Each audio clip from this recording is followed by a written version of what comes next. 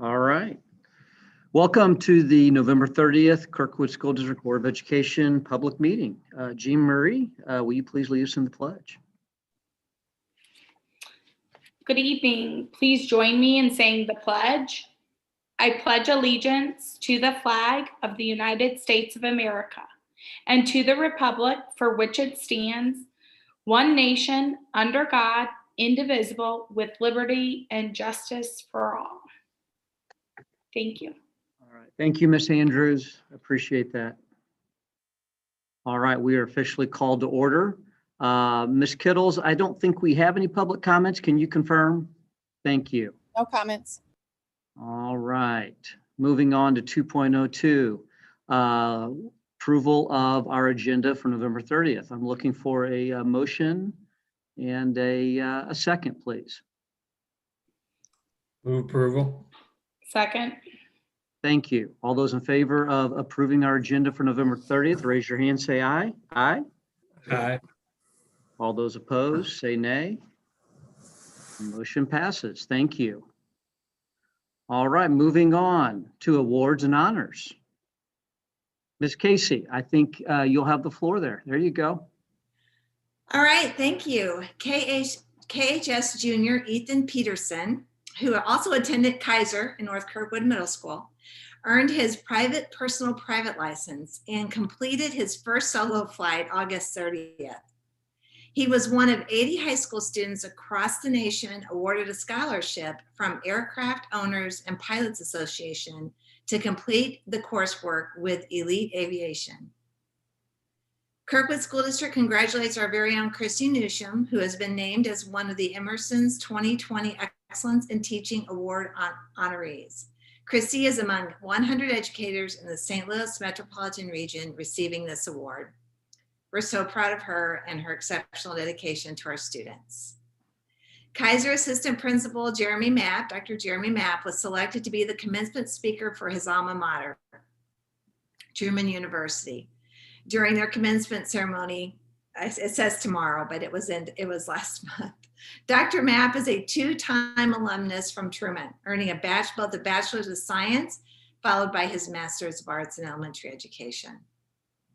Also, our renewal process reinforces high school standards commitment to excellence in teaching. From our teachers, Kirkwood High School teachers, Amy Barker, Donna Cannon, and Katie Myers. They are three of the thousands of teachers across the United States who renewed their certification as a National Board Certified Teacher. The National Board for Professional Teaching Standards is excited to celebrate the teachers along with more than 20,000 who are currently pursuing their board certification. So they're actually renewed it. So there's pictures of them there. Also, the excitement of Wellness Week this week.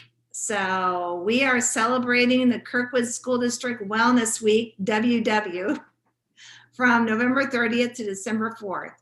Each day, we're focused on an important initiative to open up conversation and activities to help us grow and connect with our best self. From wellness-related events for school and home and encouraged actions to online webinars and events. Each theme is designed to help us learn new ways to start incorporating the practice of wellness into our daily lives. So many of you may know our wellness committee, and hats off to them. They did all of this work. It's led by Dr. Shonda Ambers Phillips, Michelle Neese, and I believe Cindy Nelson maybe is also leading the committee, someone from HR I know. But as last year, we adopted the whole school, whole community, whole wide model, which is a 10-component philosophy developed by the CDC to address health in schools.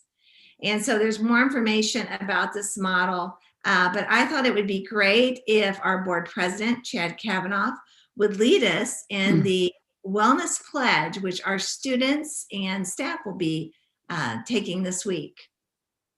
Thank you, Ms. Casey. And probably never been a better time and a more applicable time for the work of the Wellness Committee. So thank you. Here's the pledge. I am a valued member of the Kirkwood School District. Our community is strong when all students, families, and staff are healthy, safe, engaged, supported, and challenged. I pledge to support my health and the well-being of those in my community by participating in the Wellness Week. Each day, I will learn about a topic, explore a habit, and enjoy an activity that will help me stay healthy and live a long, vibrant, and meaningful life. Thank you, Ms. Casey, for that update. That was great. Thank you. Okay. Moving on to our superintendent update. Just a second here, Dr. Ulrich.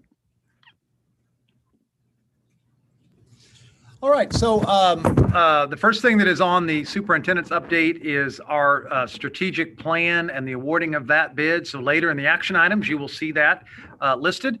It is my hope that the board approves Hazard, Young, and Atia as the group that will be doing our strategic planning. Very excited about them. We went through a process of the RFP. Thank you to the Board of Education for approving that. And then we got 11 bids that were submitted on time. We used a rubric to reduce that down to 3 that we interviewed. We had members of cabinet plus some members of our community that helped us in our interview process and in our discernment process. So again, very excited about Hazard, Young, and Atia. A couple of things that stood out when I called references. I talked to a couple of superintendents, and here are some of the things that really resonated and reinforced the group's decision. Is that HYA, when I asked, would you hire them again? Tell us about the plan. And one superintendent said, yes, absolutely. HYA engaged in extensive engagement, both inside the organization and the community. He really wanted to emphasize that things changed as a result of this plan. People felt invested in the process, and that he, as the superintendent, was a voice at the table, and it was just very valuable in terms of facilitation.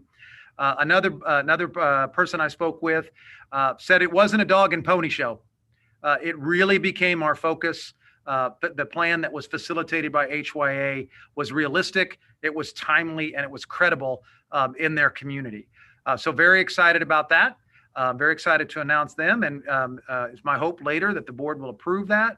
And then on the 14th, 2 weeks from tonight, I'll invite our local consultant that we will be working most closely with.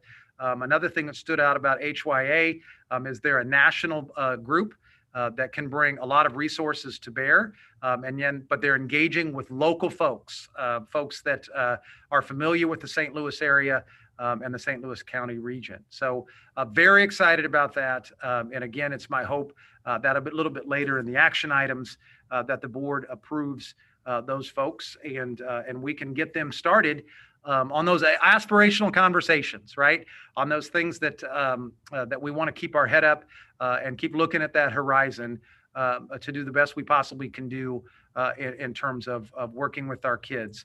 So very excited about that. Again, I want to thank the board for supporting this effort and chomping at the bit. You can kind of tell that this is the kind of work that I value very highly. So thanks again. And like I said, it's my hope that a little bit later that the board does approve HYA. So I don't know if Mr. Kavanaugh, if there's any questions that emerge from that. I don't want to just jump right into our next agenda item without an opportunity. Sure. This is superintendent's report. So yeah. Any questions? We will be voting later on that. Any questions currently about what Dr. Ulrich updated? Ms. Bernardi. Oh, I just have a question. Will you give us a little bit more details on the cost and timeline of this selection for this firm, Dr. Ulrich?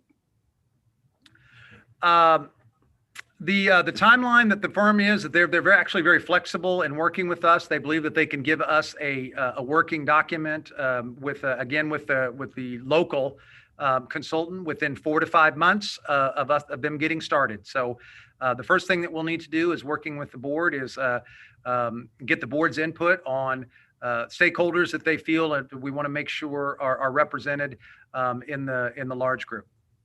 And then the cost, you'll talk about that later as well. That's included in the bid. That's one of the things that obviously was part of our consideration, and they came in very, very competitive, very wide range of bids for strategic planning out there.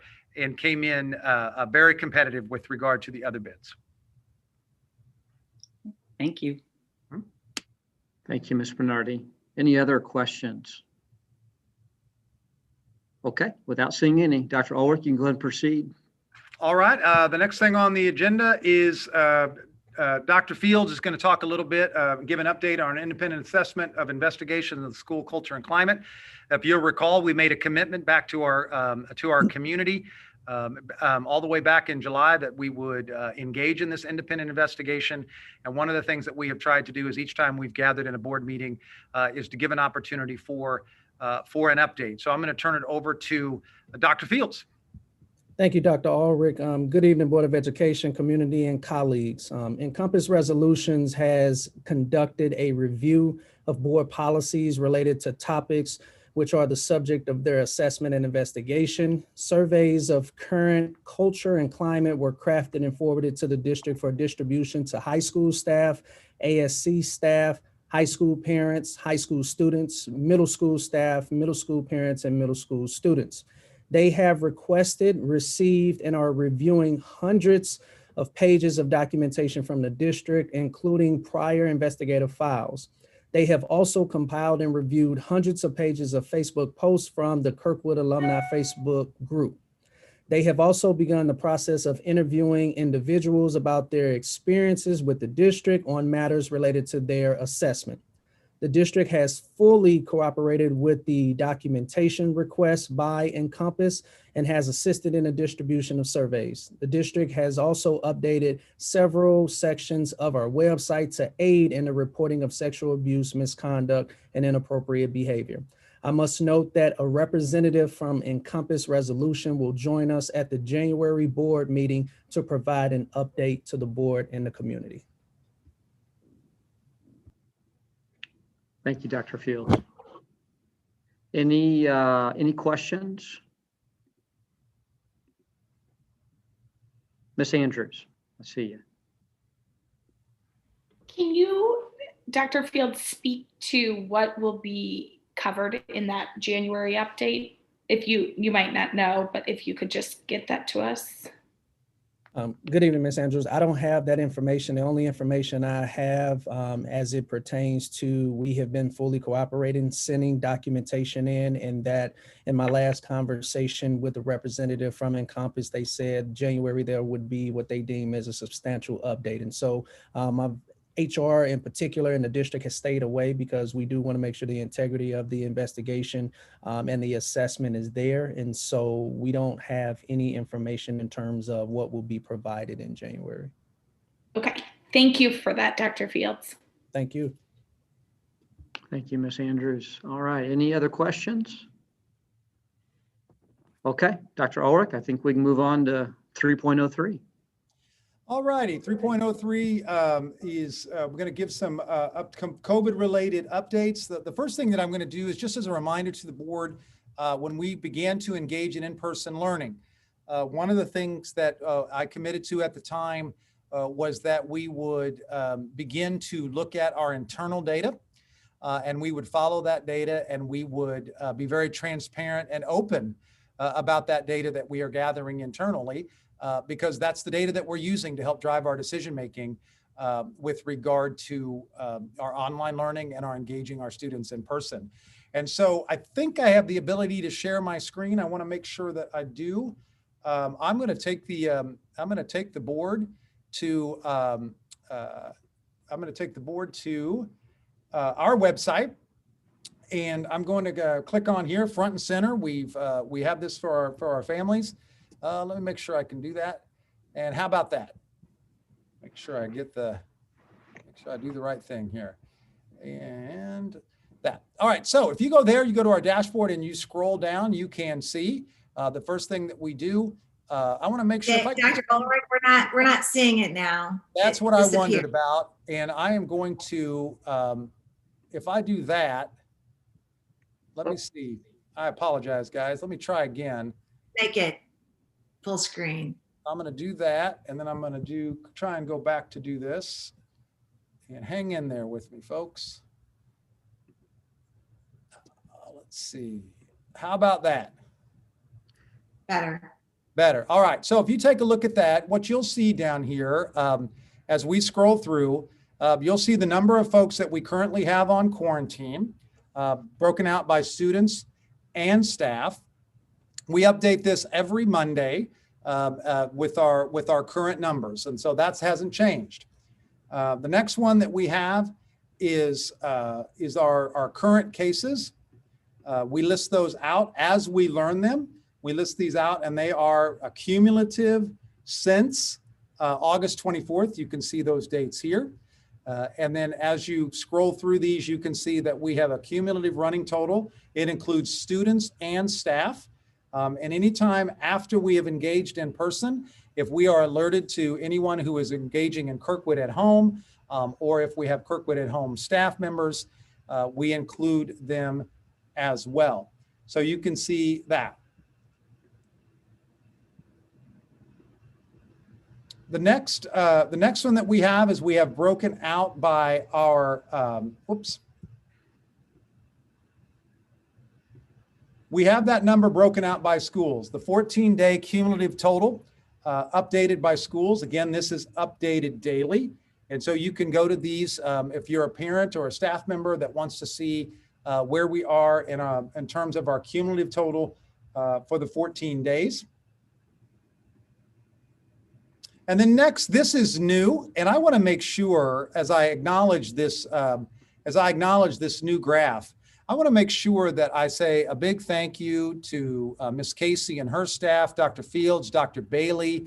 Our technology staff has been amazing. We've run this through our health advisory group, the group that we've been consulting with to help us find the most relevant data points and to make sure that we put those up in a way that are easy to read. So this is brand new.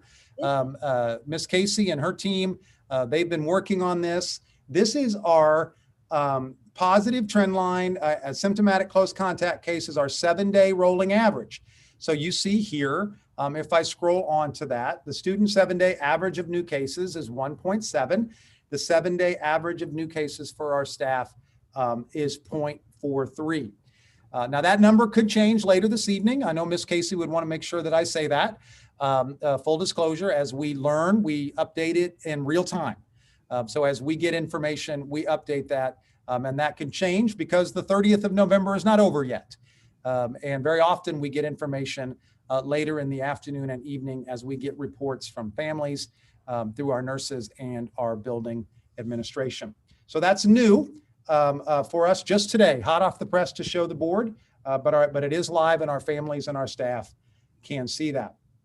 And then our next one that we have down here is our quarantining and our percentage of instructional staff that is needing to be quarantined. Because one of the things that we have learned is that, quarantining can be quite disruptive. Then there does become a time in working. We've had one school that has had to revert back to all online learning for 2 weeks because there does become a time where our instructional staff becomes so affected by quarantining that it becomes really better for our kids and everybody involved to serve our students in the online virtual environment. And so the threshold that we have, if we reach if we reach 25% of our instructional staff, and you can see how that's defined, is about 25% is when we begin to meet with administration to have the conversations about whether or not to revert to all online learning. And so I will say there's nothing magical about 25%. That's just the time when it reaches the threshold for us to begin to pull administration together and have the conversations about reverting to online learning. Dave, I'm sorry to interrupt. Is there any way to make these larger? Because I can't see anything. If there is, Ms. Shern, I apologize. The way that it's interacting with my screen, that says all the bigger that I can get that. Okay. However, if you do want to just go straight to our website. And it's on there. Okay. It's live, so it's able to be seen at that point. I apologize. I don't. No worries. Thank you. Maybe if I do that. There you go. There we go. Better? Yes. Okay. Sorry about that. It's so okay. You can see here that our current instructional staff on quarantine and the percentage that represents currently in our buildings. And so, again, it's about trust and transparency. We're trying to be very open with our staff and our families with regard to our internal numbers, because that's what we just said. That's what we said that we would be paying attention to. And so, as you go down here, the other things, if it's one-stop shopping, we have included we have included our St. Louis County data, and you can see there that that is updated as well. So we have kept that on there for our staff and our parents to take a look at. So that's what I wanted to show the board in terms of, just in terms of our commitment to our transparency and what we're trying to make sure that we keep finding and refining any, just really any way that we can really build on that trust and transparency. I'm going to keep using those words because ultimately we want to be able to tell our staff and be able to tell our families that send their kids to us every day who've chosen to come in person that we are in fact monitoring our internal data and making decisions based on that data. So Ms. Casey, I want to make sure I give you the opportunity. Is there anything else that you'd like to add with regard to the dashboard as it currently stands? Well, the two new models we added today, I was on the website checking to make sure all the numbers added up. And I got an email from a teacher who said, Ginger, I'm seeing X number at this school on the 14 days cumulative, but the everyday chart, there should be more. And so I went to check it, and I won't say the school because I don't want to draw attention to it, but needless to say, it wasn't refreshing. And so I was able to correct that. I was like, woo, Tracy for the save. So I just want to say when teachers or parents see something on there that doesn't look exactly right, we have had some bumps where people input, nurses and administrators, sometimes parents are filling out the form. We go back and check it. Contact tracing begins, it gets updated, and it all feeds, or it's supposed to feed continuously to the website. And so there are some errors in there, human error usually, not computer error. And so if you see something, say something, let us know so we can check it out, because we do want to be transparent and no one's trying to hide anything. We do want to provide all the data that we can to our staff and family and our students. All right, thank you, Ms. Casey. All right, thank you. Any questions from our board members about the COVID dashboard? Ms. Shern.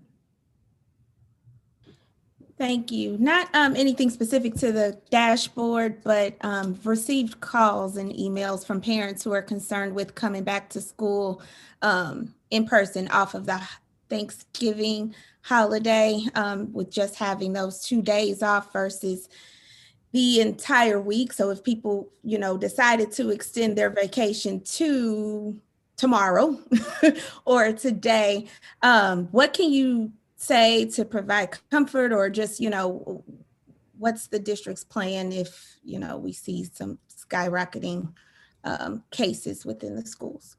That's a good question, Ms. Shern. And what I can say, there's a couple of things that I would say to any individual parent. I would say, if you don't feel safe, sending your student to school, let's say on Wednesday and Thursday of this week, that is absolutely your choice. And we would just ask that you call in just like you would normally do. We want to make sure that that ultimately that they feel like they're sending their student to a safe place.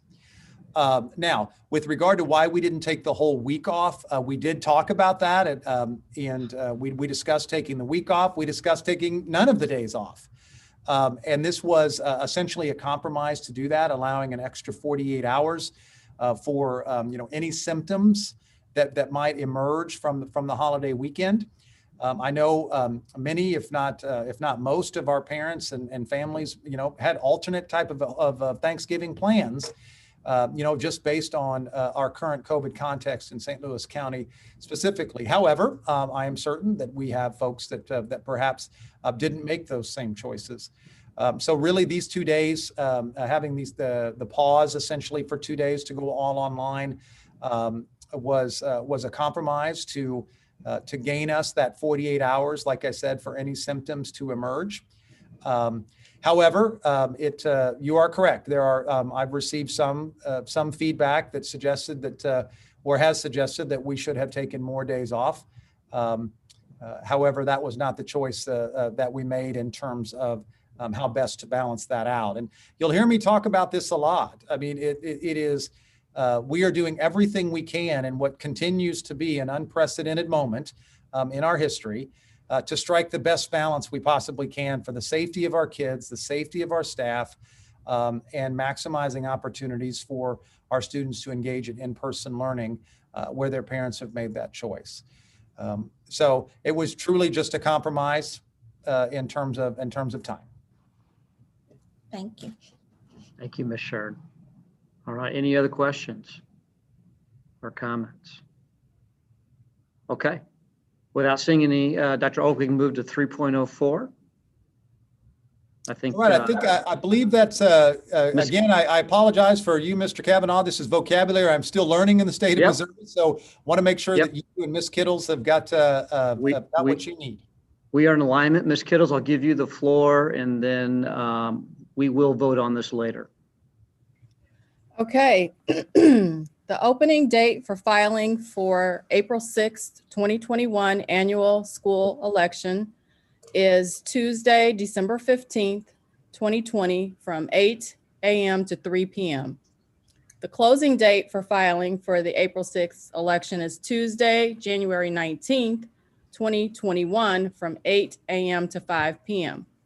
Both of those days, I will be present and in the office accepting those candidates.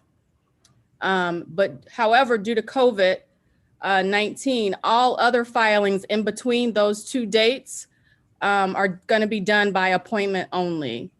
You can set up an appointment by calling my office at 314-213-6101. School is closed for winter break from December 23rd, 2020 through January 4th, 2021, in observance, and then an observance of Martin Luther King Jr. Day on January 18th, 2021 will also be closed. And then any other days due to inclement weather. Those days I will not be in the office or available for appointment. The two board members whose terms expire in 2021 are Jean Marie Andrews and Angie Bernardi. Persons interested in filing for those positions may do so in the office of the superintendent.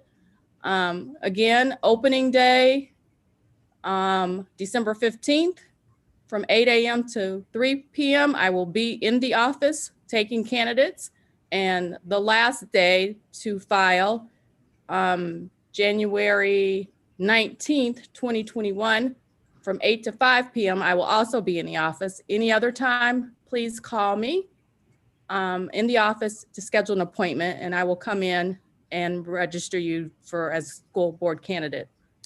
According to Missouri law, section 115.124, if the number of candidates who have filed for the office is equal to the number of positions in that office to be filed by the election, no election shall be held for such office, and the candidates shall assume the responsibilities of their offices at the same time and in the same manner as if they had been elected. Thank you. Thank you, Ms. Kittles. All right, we will be voting on this later in the agenda, and I'll ask for any questions or comments. Thank you.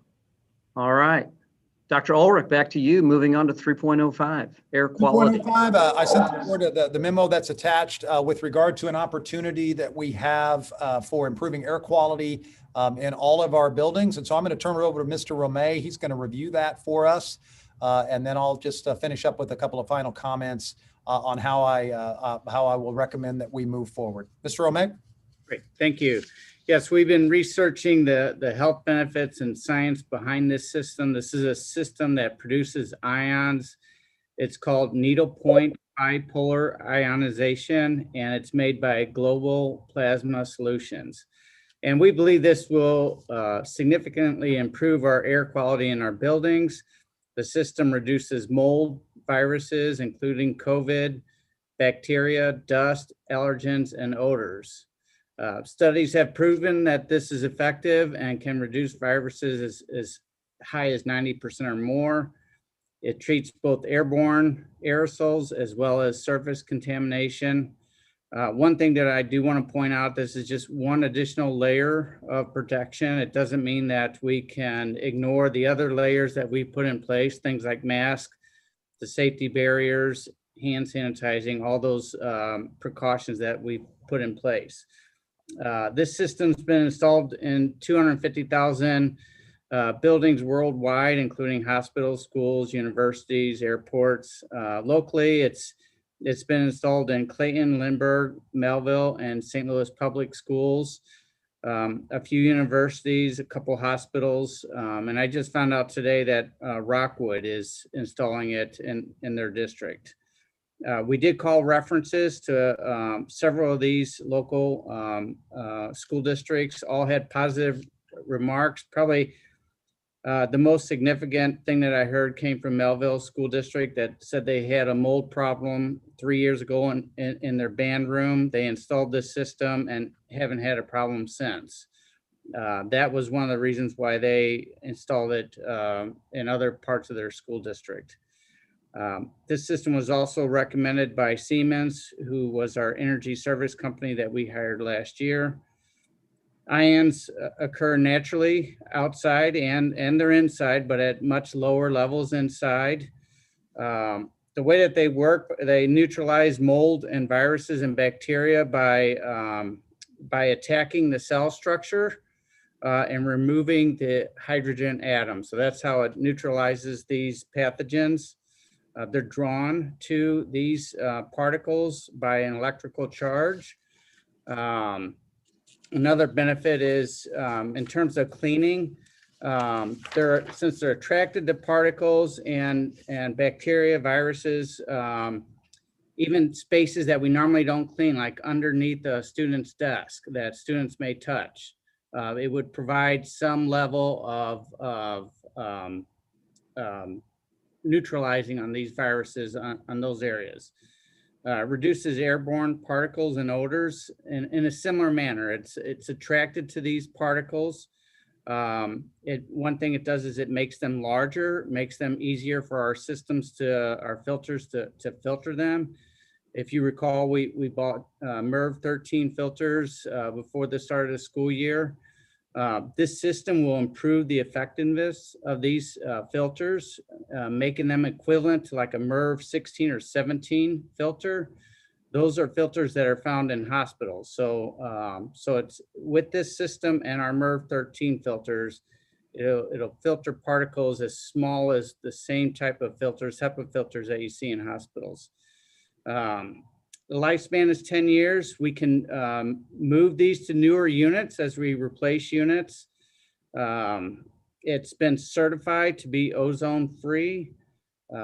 We can monitor this system using our HVAC automation system, and we also can purchase handheld meters to monitor it.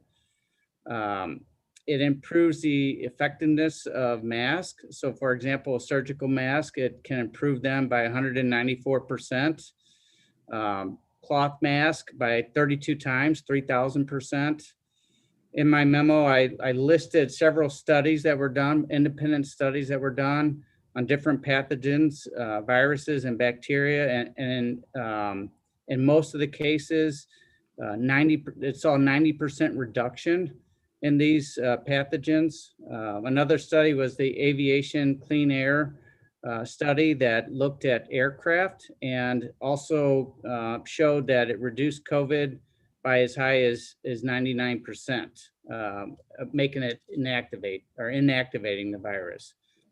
We did install one of these devices on a unit at our early childhood center. We conducted an air sampling before we installed the device and then after we installed the device. The results both before and after were very low. I mean, the air quality in KCC was good, clean to begin with. So it was very low. We did see a reduction after the device was installed It did pick up a couple mold spores. And one thing that they tested also was the type that it picked up. And these are mold spores that are typically found outside and not something that grows inside. So they thought they were tracked in or either through an open door or open window. But the study, the company we use, D. Shaw, did indicate in the report that the use of needlepoint GPS system in conjunction with the MER 13 filter appears to be a worthwhile investment. The cost to do this system district-wide is $1.2 million. We can purchase this through a co-op called the Interlocal Purchasing System, or TIPS. This is a co-op. It's a government agency that serves public sectors. It is allowed by board policy to use co-ops. GPS went through the bidding process with TIPS. TIPS is also endorsed by the Missouri School Plant Managers Association. They're also partners with the Missouri School Plant Managers Association. In this bidding process, the equipment cost was bidded out and awarded to GPS, including the labor hours, the number of labor hours to install the device. What we would pay in terms of labor is the Missouri prevailing wage for each labor hour. We have received $417,000 in CARES Act funds. It's the CARES Act K-12 support, or CFR funds, that can be used toward this purchase. So I am recommending that the board approve this purchase along with the Director of Buildings and Grounds to install the GPS system district-wide. Installation is supposed to take, or is expected to take, 6 to 8 weeks. And finally, I just want to thank Russ Leary, Brian Murphy, and Tricia Horton for all of their work and help with putting this information together. Thank you. Thank you, Mr. Romay. And just before I turn it back over to you, Mr. Kavanaugh, I want to say, you guys, many of you on, obviously in this meeting have had the opportunity to work with Mr. Romay. The diligence that he has put into looking into this, I think it would be easy to get dragged into, a nice, well put together vendor, magazine and a kind of the showroom floor type of thing. Mr. Romay has been working on this now for a few weeks, and he keeps coming back to me. He keeps coming back to me and saying, I think we've got something here, but I just need another piece of information. It was his idea to say, you know what, I'm not going to just take their word for it. All right, we've got an opportunity. Let's just go over to KECC. We'll have an independent, we'll have our person, Dave Shaw, we'll have our person take a reading in the room. We'll put this on, we'll leave it on for a couple of days, we'll do another reading. And then, so the level of diligence that Mr. Romay has put into this is really something that we need to make sure that we acknowledge. Because ultimately, as he brings this to you as a board, you'll note it is not on as an action item this evening. We did not want to do that and then bring it to an action item this evening. However, it is my intent to bring it to the board as an action item 2 weeks from tonight at our December 14th board meeting. And so ultimately, I think that that's what I want to make sure is just to really highlight the due diligence that Mr. Romay has done, because ultimately we want to be able to say, and I have tried to say, that we have done as much as we possibly can on behalf of our staff and our students that we're asking to engage, whose parents are choosing to send their kids to in-person learning. And we have an opportunity, I believe, in Kirkwood to significantly improve the air quality in all of our buildings and all of our spaces that our adults and our students use. And so with that, I'll turn it over to you, Mr. Kavanaugh, with any questions that the board may have. Thank you, Dr. Ulrich. Mr. Romay, thank you for your hard work. Fellow board members, any questions? Ms. Pangborn. Yep, and thank you, Mr. Romay. There was a lot of information in your report, and I really appreciate all the detail and pieces in there. I do have a question. So the 6 to 8 weeks that it would take and we're not voting on it tonight, is there any way that that could be done sooner so it could be completed before students would go back after the new year? Yes, I talked to the contractor today. They can pre-order the items. They have it in their warehouse. They can kind of get it all ready to go. And then if the board approves it on the 14th, we'll issue a purchase order the day after on the 15th. And then they expect to be able to have the devices delivered to us sometime within the week after, within 7 days. And the way this works is it's going to be each HVAC unit that we have in our buildings will receive one of these devices. So it's not like it's all going to happen at once. So some areas will have it on day one, but to complete the installation district wide, they're saying 6 weeks. I put in my report 6 to 8 weeks just to give us just to make sure we had enough time to get it district wide. Okay, and I was just more curious if that could be done in 4 weeks if, you know, we approved it on the 14th. So again, thinking of when students were coming back so that we were getting the cleanest air possible. So that was really my question. It could be. The installers know that we're ready to go, and so and I've told them that it's likely it's going to be approved, and we won't know for sure until it happens on the 14th. But they're gearing up, so hopefully they're ready to go. The district's going to be closed down during winter break, so that might be a good opportunity for them to really get in and get a lot of it done when no staff and students are around. Thank you. Thank you, Ms. Pangborn. Mr. Boyko. Thank you. Yeah, and I appreciate the diligence here too. I guess the one piece that jumped to my mind is whether there's any way to approximate the savings. Obviously, COVID is one separate, difficult to predict issue, but in general, if these organizations that have it installed or other research suggests that we would have savings from fewer less of a need for substitute teachers or better attendance for the students as a result of these improvements in air quality. That's something that was brought up. It's hard to quantify that, but there's potentially less absenteeism. Also, is if our attendance rate improves with students, so does our funding from our state funding. So that's something to keep in mind. One thing that they pointed out when we met with them is that this isn't just about COVID. It's about many viruses, including just the seasonal flu virus. So that it can reduce that as well, and so that's a big benefit. And it likely would reduce on absenteeism from both staff and students. And I guess my follow-up to that is there a sort of usable lifespan that's involved in this initial expenditure?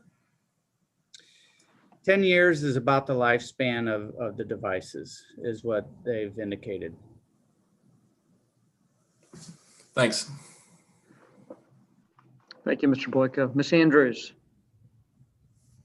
Thanks, Mike, for all your work on this. Quick question, just to kind of piggyback on what Ms. Pangborn had said. With regards to installing, would that be during the school day, and would they have to access the classroom in any way in terms of that would be another contact that, our students and staff were exposed to? I don't think that they would have to be in the classrooms at all. I don't know that for sure, but for the most part, these are installed on the units themselves, which in most cases are on the roof. In some cases, they're on the ground level outside.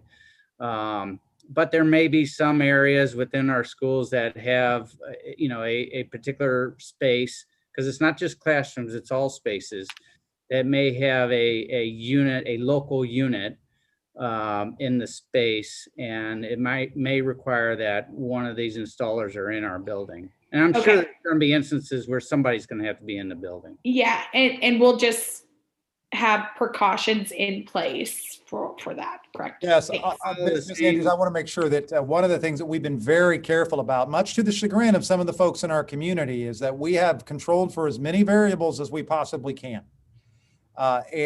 We have, in this situation, we would work with, if the board approves this, we would work with our vendors and our folks to make sure that we are not adding a variable while there's kids in the building, while there are kids present. Now, what we're learning is that that work could go on safely, in the evenings, after hours, things like that. Thank you. Thank you, Ms. Andrews. Mr. May, quick question from myself, and you don't have to answer it now, but it might be worth our time for you to ask the contractor if they got an earlier approval, if they could meet semester 2 start date, and give the board that information. Okay. Thank you. Yep, I'll check with them. Any other questions? All right. Thank you. Without seeing any, we will move to 3.06. Dr. Ulrich.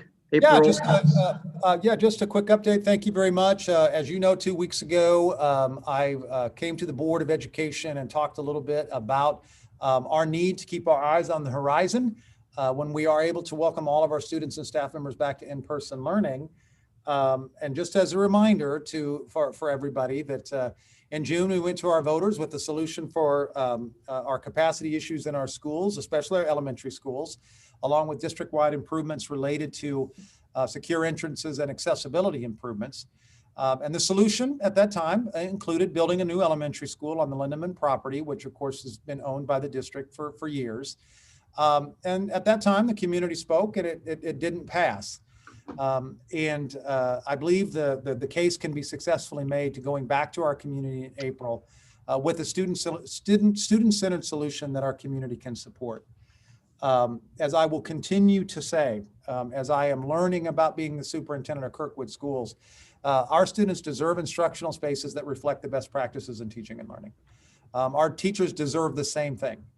And certainly it's reasonable for the parents of our students to know that our school board, leadership and community is doing everything possible to provide a safe and secure learning environment for our students.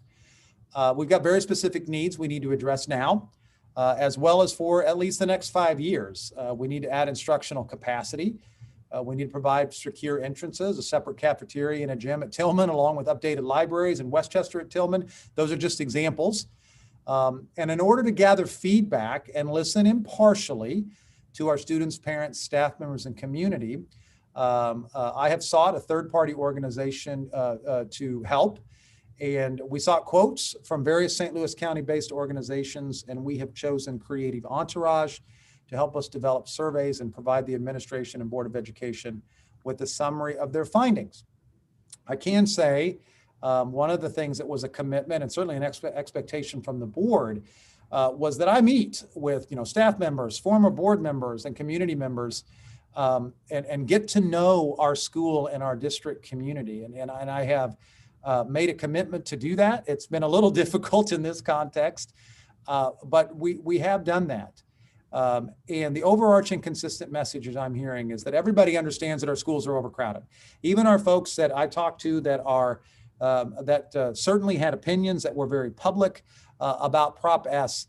Even those folks, when I engage with them, there is a level of understanding that our schools are at or over capacity. That's the foundation that we need to work with in our community, like I said, to find that student-centered solution. So in the coming weeks, the board, our teachers and staff and community members can expect us to reach out to them and can expect us to reach out to you. And I encourage that everyone does their level best to contribute your thoughts.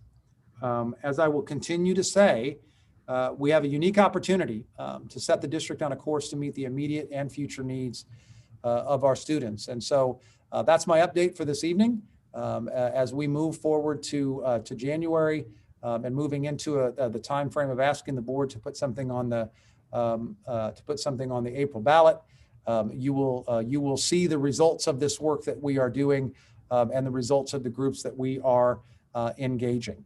So I want to thank you very much for that. And that's all I've got for my superintendent reports, Mr. Kavanaugh. Dr. Ulrich, any questions for Dr. Ulrich before moving on? All right, thank you. All right, moving on to consent agenda. 4.01, approval of minutes for October 26, 2020 regular board meeting. 4.02, approval of vouchers payable November 30th. 4.03, approval of personnel items November 30th, and as well as 4.04, approval of amended personnel items November 30th. Also 4.05, approval of KSD SSD partnership agreement. And 4.06, approval to award contract for athletic apparel. I'm looking for a motion and a second to approve our consent agenda. Motion. Oh, second. Thank you. We have a motion and a second to approve our consent agenda. Any comments or questions regarding any of those items? Okay, without seeing any, all those in favor say aye. Raise your hand so I can see you. All right. Thank you. All those opposed say nay. Motion passes. Moving on, 5.01, financial reports and budget amendments. I'm assuming, Mr. Romay, you probably have something to say. Yes, thanks. Our revenues for October, operating revenues were $1,031,000. That consists of Prop C revenues, state revenues, and federal revenues. Our operating expenditures in October were $5.5 million. Most of this was salaries and benefits.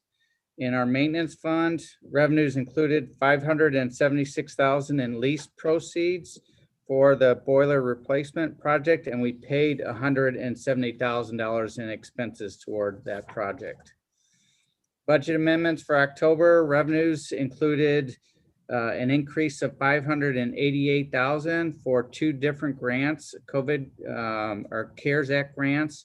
The first is the COVID response supply grant. That's just under $171,000. This grant must be used for cleaning and PPE supplies. The CARES Act K-12 support CFR grant, $417,000. I mentioned that earlier. These funds can be used for a variety of costs that are related to COVID mitigation.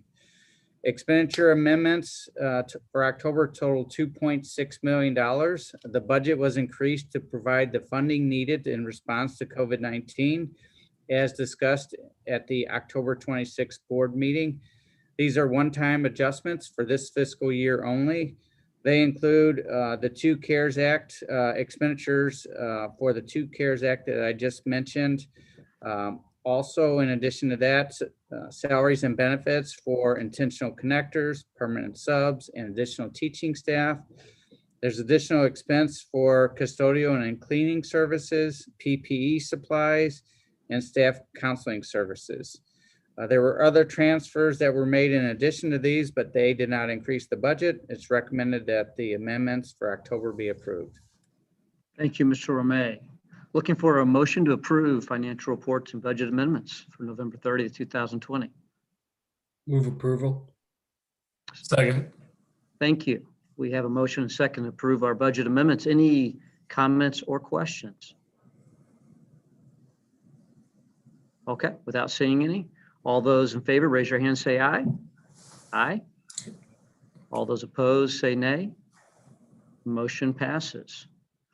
Okay, moving on. Board appointed committees. We covered this to a great deal in our work session. Dr. R, did you have anything you wanted to say or any comments? No, nothing more that I wanted to add other than the board. We did work on this in the work session, so I appreciate the board's contribution at that time and was able to gather the information, ensure that it was accurate. And so we have those committees that are by board policy need to be appointed by the board. So they're there for your approval. Okay, thank you, Dr. Ulrich. All right, looking for a motion and a second to approve board appointed committees. So moved. Thank you. Second. Thank you. We have a motion and a second to approve our board appointed committees. All those in favor say aye. Raise your hand. Aye. All right. Aye. Thank you. All those opposed say nay. Motion passes. Thank you. Moving on. All right. Guys, I'm having a hard time seeing my screen, so bear with me. I know. 6.02, approval to award contract for our strategic plan firm. I don't think there's really anything to add there, Dr. Ulrich. Are we okay to proceed? Yes, I don't have anything more to add about the process or the group that we have selected to put in front of you this evening. Okay, thank you. All right, looking for a motion and a second. Move approval. Thank you. Second. Thank you. All right. We have a motion and a second to award our contract for our strategic plan firm. All those in favor say aye and raise your hand. Aye. All those opposed say nay. All right, motion passes. Thank you. All right, moving on to 6.03, adoption of MSBA policy revisions for GBAD, GBCBD, IC, and IKF. Second reading. Dr. Ulrich, any comments, anything you want to share with the board? Just a couple of things for the board. I want to make sure that the board knows that we've not made any revisions to the work that we did when we were last together and reviewing those policies. So as they stand, that's what has been presented to you. The other thing I want to make sure that I speak to is at the time, a couple of weeks ago when we met, we did put policy ACI and ACJ in committee. I want to make sure the board is aware that that has not fallen off the radar. We do have a meeting later this week where the equity group is meeting. Dr. Painter has placed this on the agenda, and that will be where we come up with the makeup, the agreed upon makeup of that committee to take a look at that. And so want to make sure again that that work will move forward, and I'll keep the board updated as we move through those steps to bring that back to the board for review once that process occurs. So these are the four policies that we're bringing forward. And then I want to say thank you to Ms. Andrews and Ms. Bernardi. They have both volunteered to be part of our new kind of process that we're going to go through, the policy review committee that I'm hopeful will streamline this work. I know that Ms. Andrews and Ms. Bernardi, this is right up your alley and your gifting. So thank you. You'll work with Cabinet, and I know Ms. Kittle sent an email to you just today to set up that first meeting, hopefully for first thing next week. And what we'll do, just so the board is aware, what we'll do is we will preview any changes that come to us through MSBA, any changes that come through us through any other process that is a board-approved process for us to review board policy. And it will start with that small group. We'll meet with that small group, and then the expectation is that as these are brought to you, you'll have a greater understanding from your board member colleagues as to an insight as to how these are being brought forward, the source of these being brought forward, and hopefully that greater understanding will lead to this being a pattern that just emerges to assure that we are in fact up to date on our policies. Thank you, Dr. Ulrich. All right. I'm looking for a motion to adopt the MSBA policy revisions for, again, GBAD, GBCBD, IC, and IKF. Move approval. Thank you, Ms. Bernardi. Thank you. All right, we have a motion and a second to adopt these revisions. All those in favor say aye. Aye. Aye. All those opposed? Motion passes. All right, moving on. 6.04, lodging of our 21-22 calendar.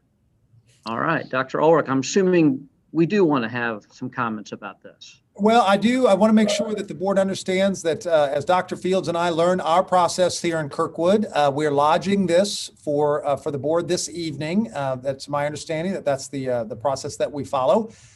You've seen copies of this. Dr. Fields has brought this to you now a couple of times. We'll lodge it this evening for it to come back to you December 14th for approval for 2021-2022 school year. So Dr. Fields, I want to make sure, do you have anything more that you want to add?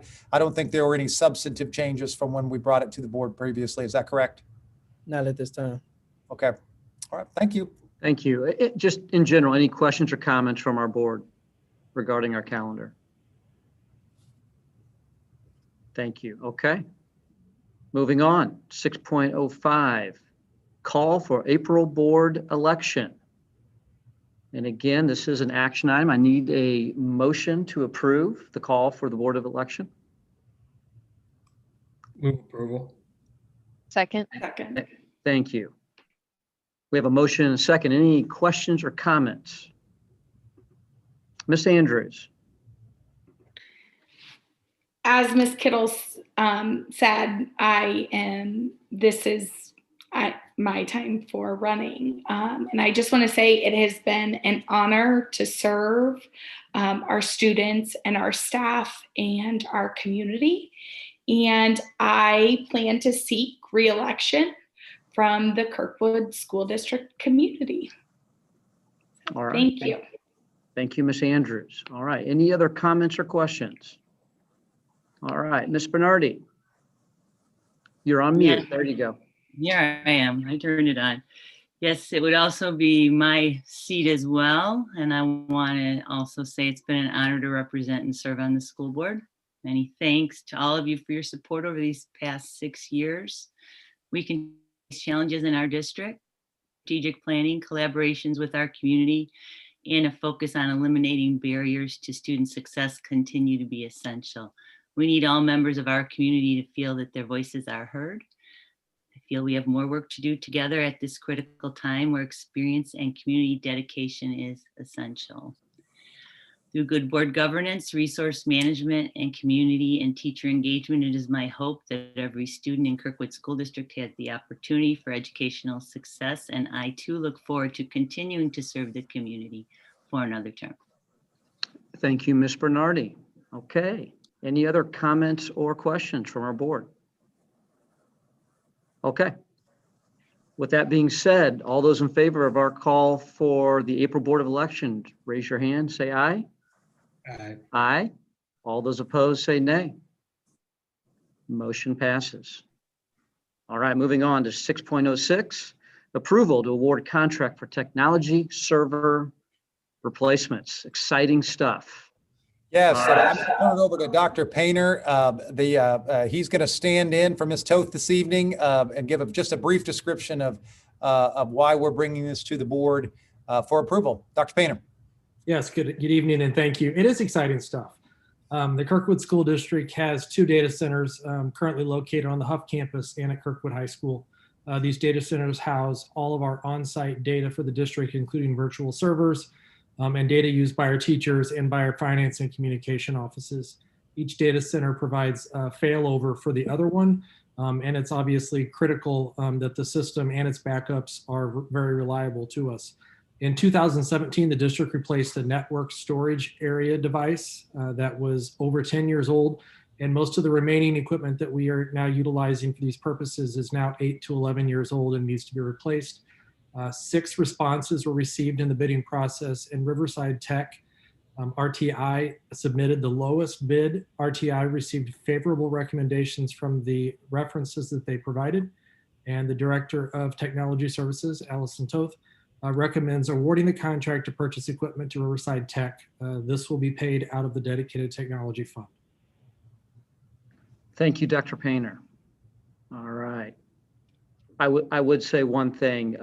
Thank you to Allison and her team. This is hard lifting. This is hard work. It's not exciting. Nobody ever sees it, but they certainly want their computer to work. They want the network to work. They want to connect. And this is the infrastructure that allows that to happen. We are very blessed in Kirkwood to have our technology fund and to have the foresight to do things like this. 8 or 9 years old, that is old in the technology world. So thank you, Dr. Painter, and thank you to Allison and her team. And if I may, can I just give a shout out to all of our tech staff? Yes. They have done yeoman's work over the last Absolutely. for years, of course, but their roles have been critical in helping us move forward over the last 8 to 10 months for sure. We couldn't be where we are without them and all of the hard work that they've put in. Most of them working many, many hours over the summer as well. Absolutely. Thank you. Okay. Thank you, Mr. Frost.